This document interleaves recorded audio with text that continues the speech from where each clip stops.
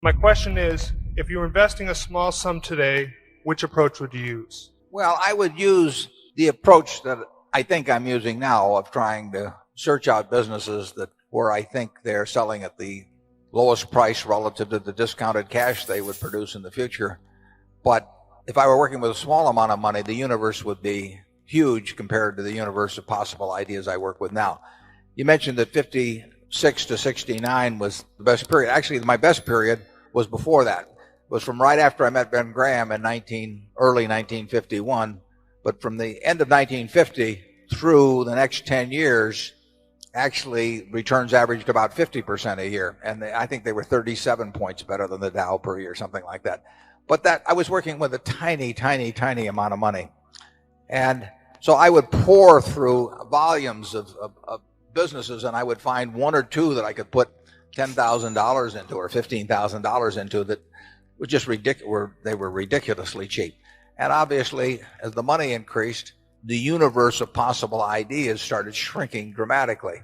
The times were also better for doing it at that time. But I think if you're working with a small amount of money, with exactly the same background that Charlie and I have, and same ideas, same whatever ability we have, I think you can make very significant sums. But as soon as you start getting the money up into the millions, many millions, the curve on expectable results falls off just dramatically.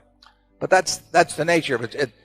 You've got to, when you get up to things you can put millions of dollars into, you've got a lot of competition looking at that, and they're not looking as I did when I started. When I started, I went through the pages of the manuals page by page. I mean, I probably went through 20,000 pages in the Moody's Industrial, Transportation, Banks, and Finance manuals. And I did it twice. And I actually, looked at every business. I didn't look very hard at some. Well, that's not a practical way to invest tens or hundreds of millions of dollars. So I would say if you're working with a small sum of money and you're really interested in the business and willing to do the work, you will find something. There's no question about it in my mind. You will find some things that promise very large returns compared to what we will be able to deliver with large sums of money. Charlie? Well, yeah, I think that's right. A brilliant man who can't get any money from other people and is working with a very small sum probably should work in very obscure stocks, searching out unusual, mispriced opportunities. That's such a small world. It may be a way for one person to come up, but it's a long slog. Yeah, most smart people, unfortunately, in Wall Street figure that they can make a lot more money, a lot easier, just by one way or another, getting an override on other people's money or delivering services in some way that people. And the monetization of hope and greed, is a way to make a huge amount of money.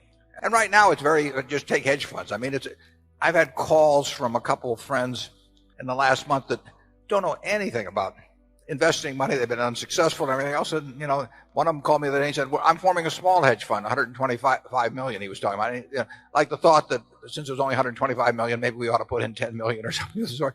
I mean, if you looked at this fellow's Schedule D on his 1040 for the last 20 years, you'd think he ought to be mowing lawns.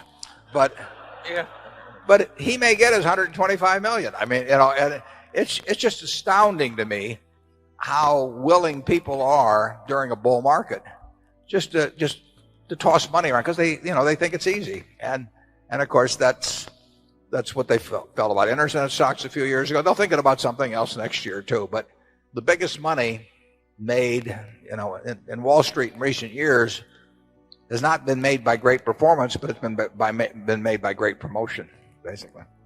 Charlie, do you have anything? Well, I would state it even more strongly. I think the current scene is obscene. I think there's too much mania. There's too much chasing after easy money. There's too much misleading sales material about investments. There's too much on the television emphasizing speculation in stocks.